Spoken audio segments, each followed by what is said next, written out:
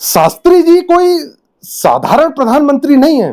उनको पता है कि राष्ट्र की नींव जवान और किसान के कंधों पर ही बन सकती है, क्योंकि जवान वो होता है वो शक्ति से भरपूर होता है और जो किसान होता है वो पोषण करता होता है, और ये दो बेसिक नीडें किसी भी राष्ट्र की उन्नति का आधार बनती हैं।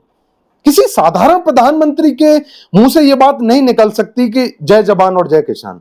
वो शास्त्री जैसा दूरदृष्टा प्रधानमंत्री ही ये बात कह पाएगा कि जय जवान और जय किसान। और सिर्फ फिर बात ही नहीं कहना, उसको एग्जीक्यूट भी करना, उस किसान के लिए वो नीतियां बनाना जो देश का भरण पोषण कर सके। आज जिस स्थिति में हम हैं, जो इतनी बड़ी जनसंख्या का हम भरण पोषण कर पाते हैं, उसकी नींव कहीं ना कहीं शास्त्री जी ने रखी थी। उनका कार्यकाल बड़ा छोटा रहा, लेकिन उनके जो फैसले थे वो बड़े दूरगामी रहे।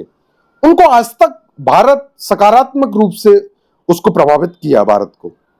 शास्त्री जी का जो सबसे बड़ा उनके जीवन की और उनकी राजनीति का जो एक मूल था, वो उनकी शुचिता भी थी कि इतने बड़े पद पर कोई भी व्यक्ति यदि आचरण से निम्न हो गया तो वो पूरे राष्ट्र के लिए खतरा बन जाता है। शास्त्री इस बात का सूचक थे कि शुचितापूर्ण व्यक्ति जब प्रधानमंत्री के पद पर बैठता है तो इतने बड़े पद की भी शोभा बढ़ जाती है। पद से शास्त्री जी की शोभा नहीं थी, बल्कि शास्त्री जी के होने से भारत का प्रधानमंत्री पद का जो गरिमा है वो भी सुशोभित हुई। तो ऐसे महापुरुषों से हमें सीखना चाहिए, उनके जीवन से हमें स्वच्छता सीखनी चाहिए, उनके दूरदृष्टि नजरिए से हमें अवश्य सीखना चाहिए।